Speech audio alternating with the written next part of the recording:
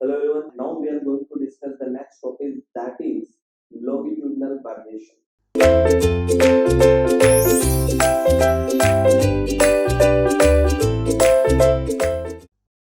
What is longitudinal vibration? Basically, there are longitudinal vibrations and transverse vibrations. So the vibration along the length of the beam is considered as the longitudinal vibrations. Let me draw the diagram. You can see here there is a beam.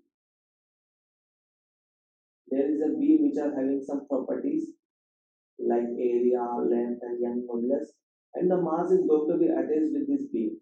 M mass is going to be attached with this beam, and this beam having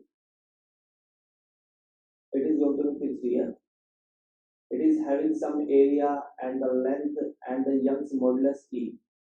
Okay, why I have considered Young's modulus? Because we can calculate longitudinal stiffness in order to finding out the natural frequency. The first thing you must need to calculate that would be stiffness of the system.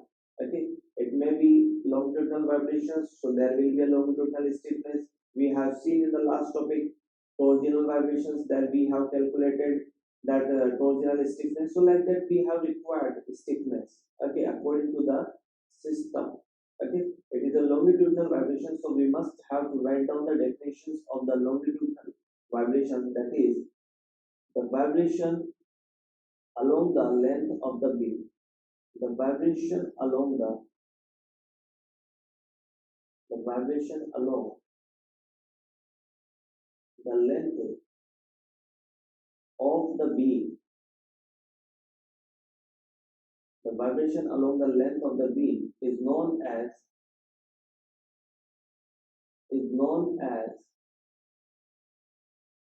longitudinal vibration. Is known as longitudinal vibration. Okay, this is the definition of the longitudinal vibrations. It takes place along the length like that. It would be like that. Okay, vibrations means to and fro motions, to and fro periodic motions about the equilibrium position. Okay, so it would be along the length. The most important thing that here the beam is massless. There is no mass of the beam we are going to consider here. Only the mass of the block is there. So from here you can calculate the longitudinal stiffness. We know that there is the area and Young's modulus and the length of the beam. So you can easily calculate the longitudinal stiffness.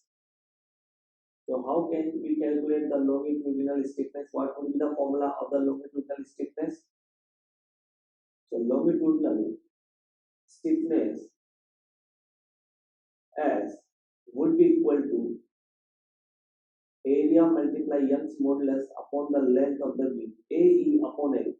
Similarly, if you have seen carefully that we have calculated torsional vibrations, torsional stiffness, that was as is equal to Gj upon L.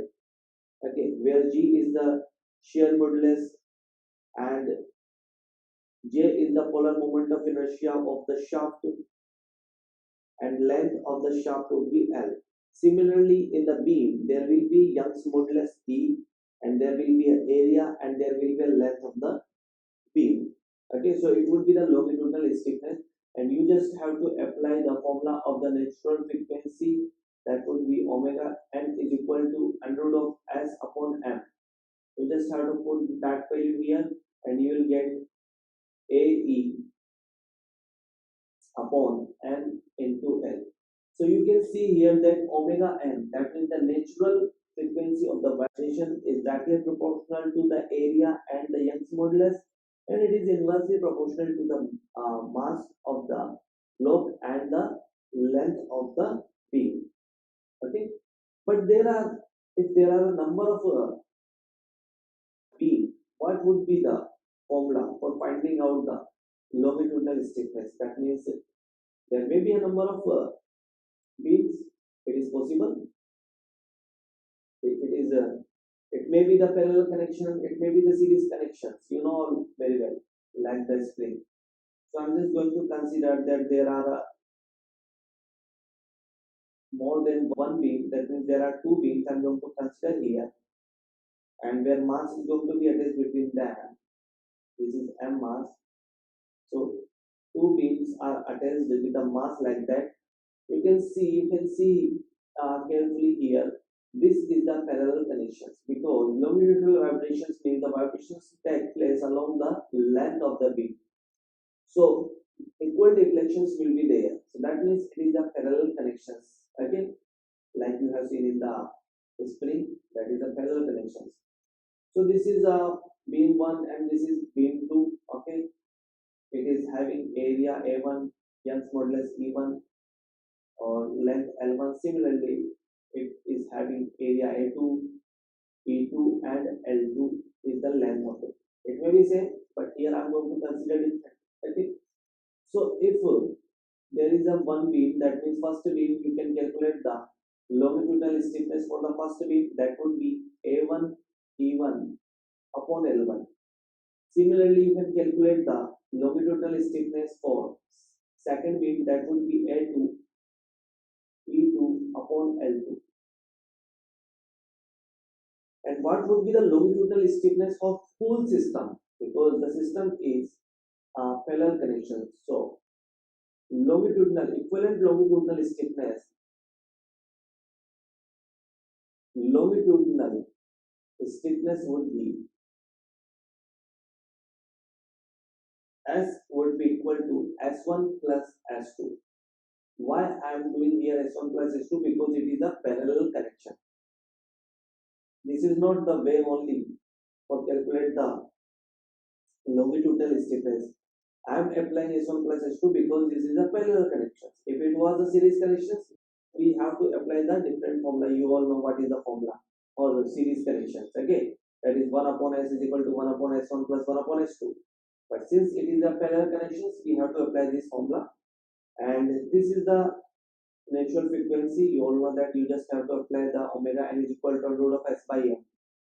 This is a simple formula, but the main thing is that there is a mass m, okay, and the S is the equivalent longitudinal stiffness.